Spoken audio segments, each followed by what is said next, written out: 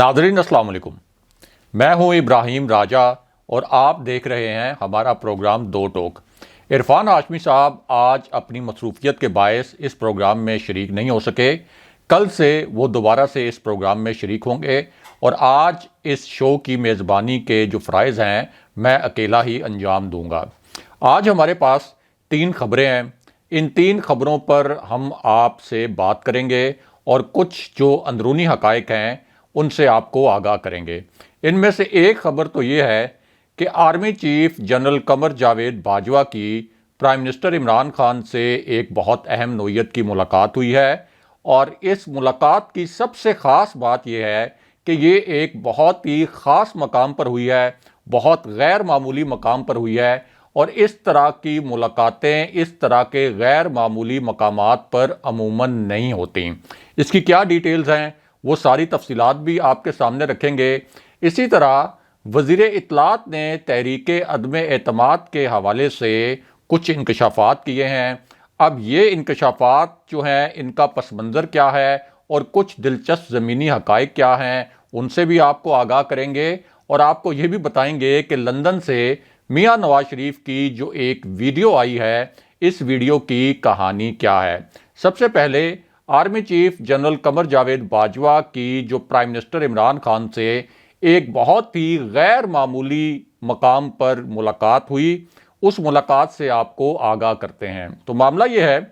कि ये जो मुलाकात है ये एक ऐसे वक्त में हुई जब इस्लामाबाद में जो इक़्तिदार की राहदारियाँ हैं यहाँ बड़ी मखसूस किस्म की इत्तलात गर्दिश कर रही थीं। ख़ास तौर पर जो मुस्लिम लीग नून का सोशल मीडिया सेल है, ऐसे सहाफ़ी जो कि मुस्लिम लीग नून के करीब समझे जाते हैं, ऐसे दानिश्वर जिनका झुकाव मुस्लिम लीग नून के करीब है, उनकी जानिब से ये इत्तलात बड़ी तेज़ी से फैलाई जा रही थी और ये तासुर दिया जा रहा था कि army chief general Qamar Javed Bajwa और प्राइम मिनिस्टर इमरान खान के दरमियान अब जो ताल्लुकात हैं ये पहले जैसे नहीं रहे। इनके दरमियान जो एक पेज का तासुर था, एक सफ़े का तासुर था, अब वो एक पेज फट चुका है और एक सफ़ा कायम नहीं रहा। लेकिन इसी पूरी सिचुएशन में जब ये इत्तलात, बल्कि आप ये कहें कि जब ये अफवाहें फैलाई जा रही थीं, ऐन उसी वक्त army chief general Qamar Javed Bajwa और उनके अहले खाना से प्राइम मिनिस्टर इमरान खान और उनकी अहलिया बुशरा बीबी साहिबा की एक बहुत ही अहम नोयत की मुलाकात हुई है। और ये मुलाकात बनी गाला में नहीं हुई, अगरचे इससे पहले जनरल बाजवा की एक मुलाकात जो बहुत ही ख़ास किस्म की मुलाकात थी वो बनी गाला में हुई थी, यानी प्राइम मिनिस्टर इमरान खान की जो ज़ाती रिहाइशगाह है। और वो मुलाकात उस वक्त हुई थी जब DGISI की तैनाती के हवाले से सूरत हाल काफ़ी पेचीदा हो गई थी। प्राइम मिनिस्टर इमरान खान ने एक पैगाम भेजा था army chief general Qamar Javed Bajwa को मुलाकात के लिए और उस वक्त जनरल बाजवा ने भी अपनी अना का मसला नहीं बनाया था और जनरल बाजवा उस मुलाकात के लिए खुद बनी गाला आ गए थे और इस तरह सिविल और अस्करी क़यादत ने मिलकर जो पेचीदा मसला था DGISI की तैनाती के हवाले से इसको हल कर लिया था। और उसके बाद फिर हमने देखा कि एक स्मूथ सेलिंग भी हुई। जनरल बाजवा और प्राइम मिनिस्टर इमरान खान की मुलाकातें दोबारा से तवातर से होना शुरू हो गईं और DGISI भी जनरल नदीम अंजुम को ही तैनात किया गया, यानी वही नाम जो कि GHQ की जानिब से पहले तजवीज़ किया गया था और अनाउंस किया गया था। लेकिन अब जो मुलाकात हुई है वो बनी गाला में नहीं हुई, ये मुलाकात हुई है असल में आर्मी हाउस में। प्राइम मिनिस्टर इमरान खान और बुशरा बीबी साहिबा army chief general Qamar Javed Bajwa और उनके अहले खाना से मुलाकात के लिए आर्मी हाउस गए, जनरल बाजवा की रेजिडेंस पर, उनकी रिहाइशगाह पर। वहाँ पर दोनों फैमिलीज़ ने इकट्ठे टाइम स्पेंड किया, इकट्ठे खाना खाया और जाहिर है कि जब इस तरह का इवेंट हो तो उसमें जहाँ फैमिली मैटर्स डिस्कस हुए होंगे, एक दूसरे के साथ हल्की फुल्की गपशप हुई होगी, वहीं इस किस्म की जो मुलाकातें होती हैं उनका सियासी पहलू भी बहुत अहम होता है। और यकीनन प्राइम मिनिस्टर इमरान खान और army chief general Qamar Javed Bajwa के दरमियान जहां इस फैमिली इवेंट में मामूल की हल्की फुल्की गपशप हुई होगी, वहाँ जो मुल्क के हालात हैं उन पर भी डिस्कशन हुई होगी, हो सकता है सिक्योरिटी मामलात पर भी डिस्कशन हो और ख़ास तौर पर जो अफवाहें फैलाई गईं army chief general Qamar Javed Bajwa اور پرائم منسٹر عمران خان کے متعلق کہ ان کے درمیان کوئی اختلافات ہیں، تو ان افواہوں کے اوپر بھی کوئی ہلکی پھلکی بات ہوئی ہوگی۔ لیکن یہ جو ملاقات تھی، یعنی جس میں خود پرائم منسٹر عمران خان اور بشریٰ بی بی صاحبہ جنرل باجوہ اور ان کی فیملی کے ساتھ ملے، بہت دیر انہوں نے اکٹھا ٹائم جو ہے وہ سپینڈ کیا، کھانا کھایا، ایک دوسرے کے ساتھ گپ شپ لگائی، تو اس سے تو وہ تمام افواہیں، وہ تمام اطلاعات، وہ تمام جو بے بنیاد دعوے کیے گئے تھے کہ جنرل باجوہ اور پرائم منسٹر عمران خان میں بہت زیادہ اختلافات ہیں، وہ تمام دعوے، وہ تمام افواہیں دم توڑ گئی ہیں۔ اور اس ملاقات سے بھی ظاہر ہو گیا کہ army chief general Qamar Javed Bajwa اور پرائم منسٹر عمران خان کے درمیان ایک پروفیشنل جو ریلیشن شپ ہونا چاہیے کسی بھی پرائم منسٹر اور کسی بھی آرمی چیف کے درمیان، وہ بھی موجود ہے۔ اس کے ساتھ ساتھ دونوں کے تعلقات اتنے اچھے ہیں جو ظاہر ہے کہ ان کے پروفیشنل ریلیشن شپ کو بڑھانے کے لیے، اس کو مزید مستحکم کرنے کے لیے، اس کو مضبوط بنانے کے لیے اور بھی زیادہ مددگار ہوگا۔ تو ان کے فیملی لیول پر بھی اس طرح کے تعلقات ہیں۔ اب ایک طرف یہ ملاقات ہوئی، دوسری جانب آپ کو بتائیں کہ بل گیٹس کی جو پاکستان آمد ہوئی ہے، ظاہر ہے کہ پاکستان کے لیے یہ ایک بڑا دن تھا،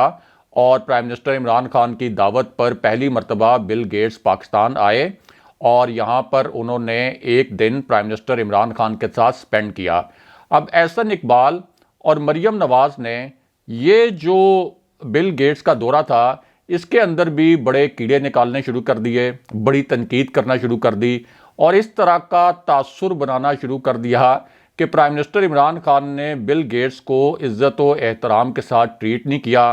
ایک تصویر کو ٹویٹ کیا گیا احسن اقبال کی جانب سے، یعنی ایک تو بل گیٹس کا ظاہر ہے کہ اتنا بڑا پروفائل ہے، اس پر ہمیں فخر ہونا چاہیے تھا کہ بل گیٹس پاکستان آئے، لیکن احسن اقبال نے ایک ٹویٹ کیا کہ پرائم منسٹر عمران خان نے بل گیٹس کو رسپیکٹ کے ساتھ ٹریٹ نہیں کیا،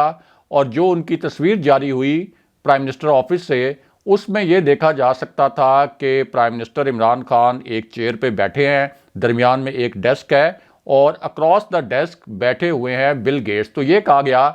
کہ پرائم منسٹر نے اصل میں بل گیٹس کی تصدیق کی، انہوں نے بل گیٹس کو اس طریقے سے بٹھایا کہ جیسے وہ ان کے کوئی سبارڈینیٹ ہو، یا کسی وزیر کو یا کسی سیکرٹری کو بٹھایا جاتا ہے۔ اب یہاں پر ایک طرف احسن اقبال بل گیٹس کو اکسانے کی کوشش کر رہے تھے، یا آپ یہ کہہ لیں کہ ان کا یہ جو وزٹ تھا بڑا پازیٹیو قسم کا، جس میں انہوں نے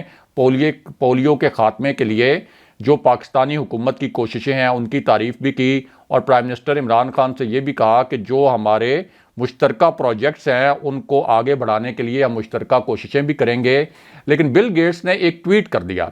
اور یہ جو ٹویٹ تھا، اس ٹویٹ میں انہوں نے پرائم منسٹر عمران خان کا شکریہ بھی ادا کیا، ان کی حکومت کا شکریہ ادا کیا، اور پاکستان کا بھی شکریہ ادا کیا کہ پاکستان میں ان کی بہت اچھے طریقے سے میزبانی کی گئی۔ یعنی احسن اقبال ایک جانب یہ کہہ رہے ہیں کہ بل گیٹس کے ساتھ اچھا سلوک نہیں کیا گیا، دوسری جانب بل گیٹس خود پرائم منسٹر عمران خان کی تعریفیں کر رہے ہیں، پاکستان کی تعریفیں کر رہے ہیں، اور مریم نواز کو بھی اس بات پر اصل میں آپ یہ کہہ سکتے ہیں کہ بڑا افسوس ہوا ہوگا کہ بل گیٹس کس طریقے سے پاکستان آگے، کیونکہ بل گیٹس کے پاکستان آنے سے ظاہر ہے کہ پرائم منسٹر کی جو حکومت ہے اس کا امیج بھی کچھ بہتر بنا ہے۔ دوسری جانب ڈی جی آئی ایس آئی کی ایک تصویر غائب ہونے پر بھی بہت زیادہ شور مچا ہوا ہے، اور یہ کہا جا رہا ہے سوشل میڈیا پر مختلف جو حلقے ہیں ان کی جانب سے کہ ڈی جی آئی ایس آئی کی ایک تصویر کو غائب کیوں کیا گیا۔ اب اس کی پوری کہانی کیا ہے مختصراً آپ کے سامنے رکھتے ہیں۔ تو بل گیٹس جب پاکستان آئے تو ظاہر ہے کہ پرائم منسٹر عمران خان سے ان کی ملاقات ہوئی، ایک ملاقات تھی 1 on 1، اس کے بعد ایک ظہرانہ ہوا۔ اب یہ جو ظہرانہ تھا اس میں پرائم منسٹر عمران خان شریک تھے، ان کے جو قریبی ساتھی تھے وہ شریک تھے، حکومتی عہدیدار شریک تھے، اسی طرح بل گیٹس شریک تھے۔ اس ظہرانے کی ایک تصویر جو ہے وہ پھر جاری کی گئی، اور اس میں دیکھا جا سکتا تھا کہ پرائم منسٹر عمران خان بھی بیٹھے ہوئے ہیں، بل گیٹس بھی بیٹھے ہوئے ہیں، پرائم منسٹر عمران خان کے قریبی جو لوگ ہیں وزراء یا حکومتی عہدیدار وہ بھی بیٹھے ہیں، لیکن ایک سیٹ ایسی ہے جہاں پر لگتا ایسا تھا کہ یہاں کوئی شخصیت بیٹھی ہوئی تھی، لیکن اس کو فوٹو شاپ کر دیا گیا، اس کو کراپ کر دیا گیا، اور وہ جو تصویر تھی اس کو وہاں سے حذف کر دیا گیا، لیکن دیکھنے میں پتہ چلتا تھا کہ یہاں کوئی فوٹو تھی، کوئی شخصیت بیٹھی ہوئی تھی جسے فوٹو کو حذف کر دیا گیا۔ اب اس پر بڑے تبصرے کیے گئے کہ آخر یہاں پر ایسا کیا ہوا اور کیا ایسا کوئی انسیڈنٹ وہاں پہ ہو گیا تھا، کوئی ناخوشگوار واقعہ ہو گیا تھا، یا یہاں بیٹھی شخصیت کیا ایسی حرکت کر رہی تھی کہ جس کے اوپر پرائم منسٹر آفس کو اس تصویر کو حذف کرنا پڑا۔ تو بڑے تبصرے کیے گئے، اس کے اوپر بڑے تجزیے کیے گئے، لیکن بعد میں پتہ یہ چلا کہ اصل میں یہاں پر ڈی جی آئی ایس آئی بیٹھے ہوئے تھے جنرل ندیم انجم، اور ان کی تصویر کو اس لیے حذف کیا گیا کہ جنرل ندیم انجم نے پہلے سے ریکویسٹ کی ہوئی ہے پرائم منسٹر آفس میں بھی، اس کے ساتھ ساتھ دیگر جو آفیشلز ہیں ان کو بھی، اور ہر جگہ انہوں نے یہ پیغام کنوے کیا ہوا ہے کہ میں بطور سپائی چیف، میں بطور ڈی جی آئی ایس آئی کسی بھی صورت پبلک اپیرنس نہیں چاہتا، تو میری جو بھی میٹنگ ہو، جہاں بھی میں موجود ہوں، میری تصویر اور میری ویڈیو کو ایڈٹ کر دیا جائے، جو بھی ویڈیو جاری کی جائے اس کے اندر میری تصویر اور میری ویڈیو نہیں ہونی چاہیے۔ تو اصل میں وہاں پر D G I S I general Nadeem Anjum موجود تھے، اس کا مطلب ہے کہ ڈی جی آئی ایس آئی کی بھی پرائم منسٹر عمران خان سے ملاقات ہوئی، وہ اس ایونٹ میں موجود تھے، لیکن ان کی درخواست پر ان کی جو فوٹو تھی اس کو ایڈٹ کیا گیا اور جاری نہیں کیا گیا۔ اب آتے ہیں کہ میاں نواز شریف کی لندن سے کس قسم کی ویڈیو آئی ہے، اور یہ جو ویڈیو ہے یہ کیوں بہت ہی آپ کہہ سکتے ہیں کہ حیران کن ہے، کیونکہ میاں نواز شریف جب اپنی لندن والی رہائش گاہ سے باہر نکلے ہیں تو ہم نے دیکھا کہ عابد شیر علی ان کے ساتھ موجود تھے، اسحاق ڈار ان کے ساتھ موجود تھے، اسی طرح نہال ہاشمی ان کے ساتھ موجود تھے جن کے اوپر ایک دفعہ توہین عدالت لگ چکی ہے، ناصر بٹ بھی ان کے ساتھ موجود تھے۔ ناصر بٹ کے متعلق عام تاثر یہ ہے کہ لندن میں جو کچھ پاکستانی صحافی ہیں ان کو وہ مینیج کرتے ہیں، اور جو سٹوریز انہوں نے پلانٹ کروانی ہوتی ہیں ان صحافیوں کے ذریعے وہ ناصر بٹ ہی کرواتے ہیں۔ اس کے ساتھ ساتھ ظاہر ہے کہ ناصر بٹ پاکستان کے اندر جو جج ارشد ملک مرحوم کی ایک ویڈیو تھی اس کا مرکزی کردار بھی ہے، اور یہ ویڈیو سب کو پتہ ہے کہ جج ارشد ملک کو بلیک میل کر کے خفیہ طریقے سے بنائی گئی تھی، اور خود جج ارشد ملک نے اپنے بیان حلفی میں کہا تھا کہ مجھے بلیک میل کر کے یہ ویڈیو بنائی گئی، اور اس وقت ناصر بٹ پاکستانی عدالتوں کو مطلوب بھی ہیں۔ تو یہ سارے لوگ جب آئے میاں نواز شریف کے ساتھ اپنی رہائش گاہ سے باہر، یعنی میاں نواز شریف کی رہائش گاہ سے باہر، تو وہاں پر کچھ پاکستانی صحافی بھی موجود تھے۔ تو ایک آپ یہ کہہ سکتے ہیں کہ ہمیں تو یہی لگا جو ویڈیو کو دیکھ کر کہ ایک پلانٹڈ سا سوال کیا گیا کہ دیکھیں پاکستان کے اندر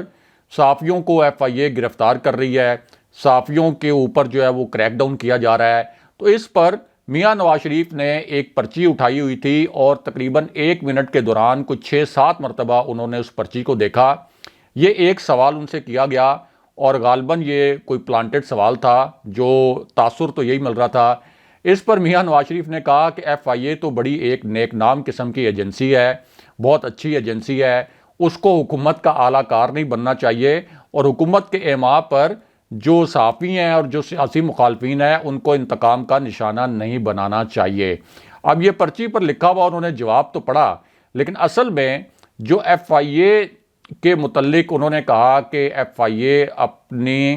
جو ایمانداری ہے، یعنی یہ الفاظ ان کے تھے، اس کو قائم رکھے اور حکومت کے لیے استعمال نہ ہو، اس کی وجہ یہ ہے کہ یہی ایف آئی اے ہے، اسی ایف آئی اے نے شہباز شریف کے خلاف 16 ارب روپے کی منی لانڈرنگ کا چالان جمع کرایا ہے۔ 7 والیومز پر مشتمل یہ چالان ہے جس میں ناقابل تردید شواہد موجود ہیں، ناقابل تردید ثبوت موجود ہیں۔ تو صرف اور صرف اس وجہ سے کہ ایف آئی اے نے چونکہ ایک چالان جمع کرا دیا ہے شہباز شریف کے خلاف، اور 18 فروری کو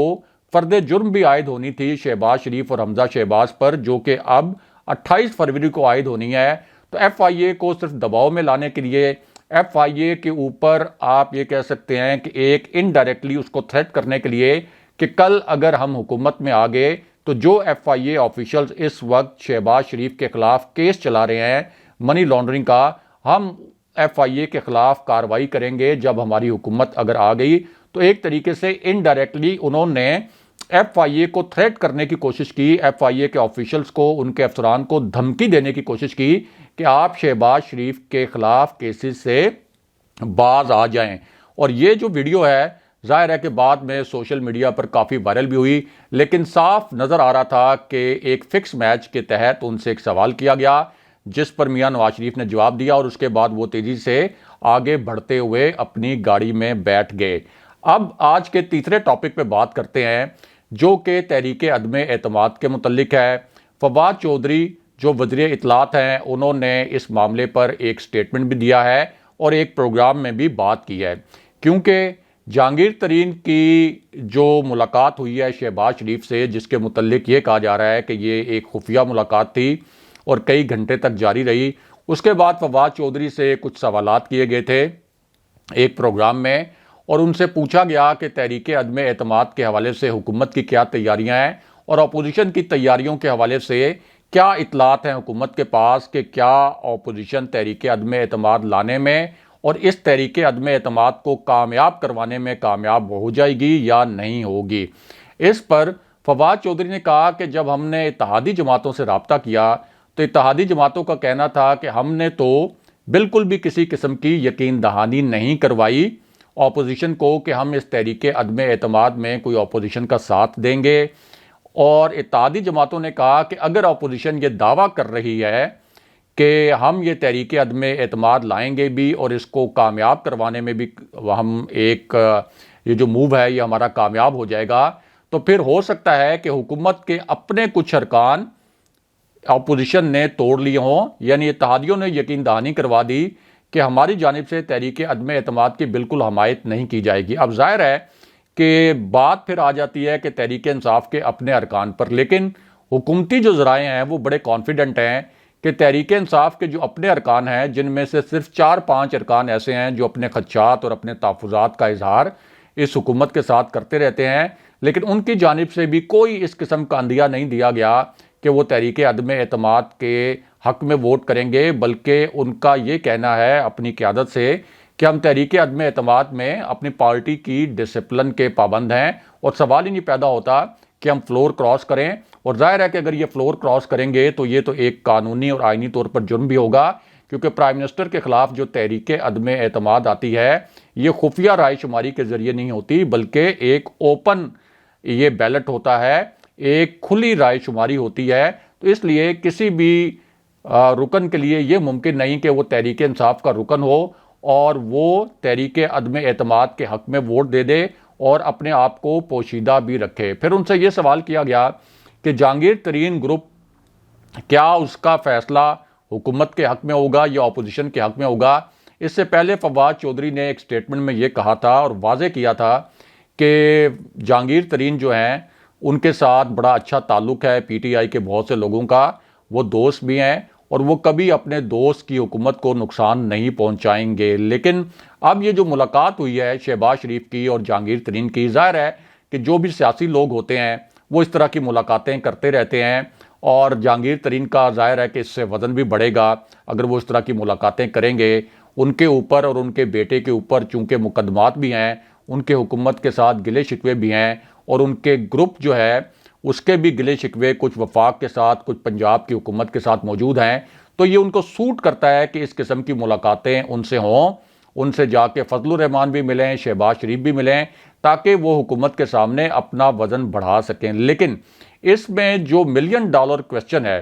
جو سب سے اہم سوال ہے، وہ سوال یہ ہے کہ کیا اسٹیبلشمنٹ تحریک عدم اعتماد کا جو موو ہے اس کو سپورٹ کرے گی یا نہیں کرے گی۔ اگر تو اسٹیبلشمنٹ تحریک عدم اعتماد کے اس موو کو سپورٹ کرتی ہے پھر تو تحریک عدم اعتماد کامیاب ہو جائے گی، کیونکہ کاف League, G D A, Balochistan Awami Party, یہ تینوں بڑی جماعتیں جو کہ اتحادی ہیں اس وقت حکومت کی، یہ اسٹیبلشمنٹ کی سیاست کرتی ہیں۔ لیکن جب یہ تینوں جماعتیں کہہ رہی ہیں کہ ہم تحریک عدم اعتماد کی مخالفت کریں گے اور سوال ہی نہیں پیدا ہوتا کہ تحریک عدم اعتماد کی حمایت کریں، تو اس کا مطلب یہ ہے کہ اسٹیبلشمنٹ اس وقت ایک ادارے کے طور پر ایک منتخب حکومت کے ساتھ کھڑی ہے اور وہ نہیں چاہتی کہ تحریک عدم اعتماد کے ذریعے یہ حکومت جائے۔ اب ایک طرف اگر 3 بڑی اتحادی جماعتیں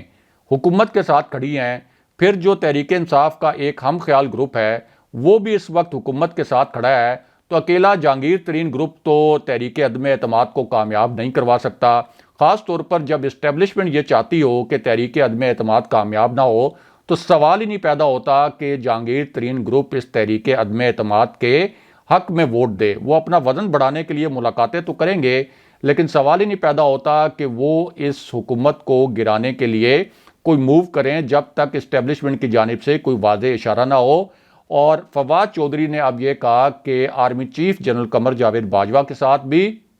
اور پاک فوج کے ہر سپاہی کے ساتھ پرائم منسٹر عمران خان کا ایک بڑا ایموشنل اور بڑا زبردست قسم کا بڑا گہرا تعلق ہے۔ پرائم منسٹر عمران خان جو اگلے مورچوں پر بھی جاتے رہے ہیں، آرمی چیف کے ساتھ بھی، اسی طرح ابھی وہ نوشکی بھی گئے تھے جہاں انہوں نے جو پاکستان کے فوجی جوان ہیں ان کا حوصلہ بڑھایا تھا۔ انہوں نے کہا کہ اس وقت پوری آرمی اور army chief general Qamar Javed Bajwa prime minister Imran Khan کے ساتھ ہیں، اور ظاہر ہے کہ وزیر اطلاعات کے پاس بہت سی اطلاعات ہوتی ہیں، تو اس کا مطلب تو یہ ہو گیا کہ حکومت کانفیڈنٹ ہے کہ اسٹیبلشمنٹ اس وقت بھی حکومت کے پیچھے ایک منتخب ادارے کے طور پر کھڑی ہے، اور ظاہر ہے کہ اسٹیبلشمنٹ کو ملک کے اندر سیاسی عدم استحکام سوٹ بھی نہیں کرتا۔ دوسرا، پرائم منسٹر عمران خان نے جو بٹوین دی لائنز میسج دینا تھا، جو بہت اہم نوعیت کا میسج تھا کہ عوام اب بھی میرے ساتھ ہیں، اب یہ میسج صرف جو سیاسی فریقین ہیں ان کے لیے نہیں ہے، یعنی یہ صرف اپوزیشن کے لیے نہیں ہے، یہ صرف پیپلز پارٹی کے لیے نہیں ہے، صرف مسلم لیگ نون کے لیے نہیں ہے، بلکہ پاکستان کے اہم اور طاقتور حلقوں کے لیے بھی یہ پیغام ہے کہ دیکھیں منڈی بہاؤالدین میں میں نے کتنا بڑا جلسہ کیا، پنجاب میں وزیراعظم عمران خان بہت بڑے بڑے جلسے کرنے والے ہیں، کے پی میں اس کے بعد وہ جلسے کرنے والے ہیں۔ تو یہ ایک پیغام جو پاکستان کے اہم حلقے ہیں ان کے لیے بھی ہے کہ پاکستان کے عوام میرے ساتھ کھڑے ہیں، میرے پیچھے کھڑے ہیں، میری ایک کال پر وہ باہر آ جاتے ہیں، میں بہت بڑا کراؤڈ پلر ہوں۔ تو اس پوری سچویشن میں اگر کوئی آپ سے رابطے کیے جا رہے ہیں شریف خاندان کی جانب سے یا اپوزیشن کی جانب سے، تو ان کو نہ تو کوئی ڈیل دی جائے، نہ کوئی ریلیف دیا جائے، اور ذرا پرائم منسٹر عمران خان نے اپنی جو عوامی طاقت ہے اس کے متعلق بھی آپ یہ کہہ سکتے ہیں کہ انڈائریکٹلی ایک میسج کنوے کیا ہے کہ میرے پیچھے کتنی بڑی تعداد میں عوام کھڑے ہیں۔ اور ظاہر ہے کہ اس وقت پرائم منسٹر عمران خان کا اگر پاپولیرٹی میں دیکھا جائے ان کی ذاتی حیثیت میں، تو میاں نواز شریف کے ساتھ، شہباز شریف کے ساتھ، آصف علی زرداری اور بلاول بھٹو کے ساتھ کوئی میچ ہی نہیں ہے، اتنی پرائم منسٹر عمران خان کی ذاتی طور پر اپنی کرزمیٹک پرسنالٹی کی وجہ سے ایک پاپولیرٹی ہے۔ تو اس پوری سچویشن میں تحریک عدم اعتماد لانے کا رسک ہو سکتا ہے کہ اپوزیشن یہ رسک لے لے، لیکن حکومت جو ہے وہ بڑی کانفیڈنٹ ہے کہ اگر یہ تحریک عدم اعتماد آ بھی گئی تو اپوزیشن اپنے نمبر کسی صورت پورے نہیں کر سکے گی، اور اس کے بعد جب تحریک عدم اعتماد ناکام ہوگی تو پرائم منسٹر عمران خان زیادہ مضبوط پرائم منسٹر بن کر ابھریں گے۔ ہاں، یہ ہو سکتا ہے کہ اپوزیشن یہ کوشش کرے کہ چلیں ہم اسپیکر قومی اسمبلی کے خلاف تحریک عدم اعتماد لے کے آئیں، اور چونکہ اسپیکر کے خلاف جو تحریک عدم اعتماد ہوتی ہے وہ خفیہ بیلٹ کے ذریعے ہوتی ہے، تو اس میں وہ کچھ کوشش کریں کہ تحریک انصاف کے کچھ ارکان کو خرید کے، یا بلوچستان میں جہاں آصف علی زرداری کو یہ ذمہ داری دی گئی تھی کہ آپ نے کچھ خرید و فروخت کرنی ہے اور آپ نے وہاں سے کچھ ارکان کو خریدنا ہے، جس طریقے سے انہوں نے اس سے پہلے یوسف رضا گیلانی کے سینٹ کے الیکشن میں کچھ لوگوں کو خریدا تھا، یا میاں نواز شریف کی جو مخلوط حکومت کو گرانے کے لیے جو بلوچستان میں تھی اس کو گرانے کے لیے کچھ لوگوں کو خریدا تھا۔ تو اس طریقے سے آصف علی زرداری ہو سکتا ہے کہ ایک دو لوگوں کو کوئی خرید لیں، اور اسپیکر قومی اسمبلی کے خلاف جب تحریک عدم اعتماد آئے تو اس میں اپوزیشن کی کوشش ہوگی کہ خرید و فروخت کے ذریعے اس تحریک عدم اعتماد کو کامیاب بنائیں، اور اس کی بنیاد پر پھر پرائم منسٹر عمران خان سے کہیں کہ آپ اس ایوان کا اعتماد کھو چکے ہیں تو آپ ریزائن کر دیں۔ لیکن جو اعتماد کا ووٹ ہوتا ہے، یعنی اگر یہ اسپیکر قومی اسمبلی کے خلاف تحریک عدم اعتماد آ بھی جاتی ہے، یہ تحریک عدم اعتماد اگر کامیاب بھی ہو جاتی ہے اسپیکر کے خلاف، تو تب بھی جو پرائم منسٹر عمران خان نے بعد میں اعتماد کا ووٹ لینا ہے وہ بھی اوپن طریقے سے ہوگا، وہ خفیہ طریقے سے نہیں ہوگا۔ یعنی جس طریقے سے یوسف رضا گیلانی جب جیت گئے تھے سینٹ کی نشست، جو کہ قومی اسمبلی سے فیصلہ ہوا تھا جہاں حفیظ شیخ اور یوسف رضا گیلانی کا مارکا ہوا تھا، اس کے بعد پرائم منسٹر نے جو اعتماد کا ووٹ لیا تھا، تو اعتماد کا ووٹ بھی خفیہ بیلٹ کے ذریعے نہیں ہوتا، تو وہ بھی اوپن طریقے سے ہوتا ہے۔ تو پرائم منسٹر عمران خان دوبارہ سے اعتماد کا ووٹ بھی لے لیں گے، اور اب بھی پرائم منسٹر عمران خان کے پاس یہ آپشن ہے کہ یہ تحریک عدم اعتماد کے آنے سے پہلے ہی وہ اعتماد کا ووٹ لے لیں، اور پھر ایک سرٹن ٹائم کے لیے دوبارہ سے تحریک عدم اعتماد نہیں آ سکے گی۔ تو اس وقت اپوزیشن کے پاس بھی آپشنز تحریک عدم اعتماد کو کامیاب کروانے کے لیے بڑے محدود ہیں۔ دوسری جانب پرائم منسٹر عمران خان نے تو کھلا چیلنج کر دیا ہے کہ تحریک عدم اعتماد آپ لے کے آئیں، میں اس کا مقابلہ کرنے کے لیے تیار ہوں، اور آپ کو نہ صرف اس تحریک عدم اعتماد میں شکست ہوگی بلکہ جیل بھی جانا پڑے گا۔ اور اگر آپ کی یہ توقع ہے، یہ امید ہے کہ آپ مجھے تحریک عدم اعتماد سے ڈرا کر مجھ سے کوئی ریلیف لے لیں گے، تو یہ آپ کا خواب و خیال ہی ہو سکتا ہے۔ اور ظاہر ہے کہ پرائم منسٹر کو جاننے والے جانتے ہیں کہ وہ کبھی بھی دھمکی، دھونس اور دباؤ میں نہیں آتے۔ تاریخ کی سب سے بڑی اپوزیشن 4 سال سے ان کو بلیک میل کر رہی ہے۔ مسلم لیگ نون اور پیپلز پارٹی پہلی مرتبہ اپوزیشن میں اکٹھے ہوئے ہیں۔ فضل الرحمان اپوزیشن کا حصہ ہیں، قوم پرست جماعتیں، محمود خان اچکزئی، مینگل، یہ سب لوگ اپوزیشن کا حصہ ہیں۔ تاریخ میں اتنی بڑی اپوزیشن کبھی نہیں رہی، لیکن پرائم منسٹر عمران خان اپنی جو معمولی سی عددی اکثریت ہے ان کی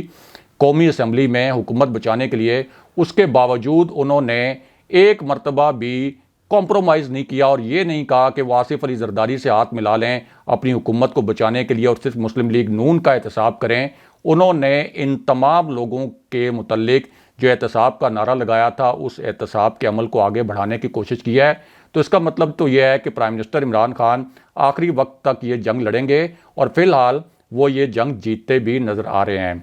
اگلے پروگرام تک کے لیے خدا حافظ۔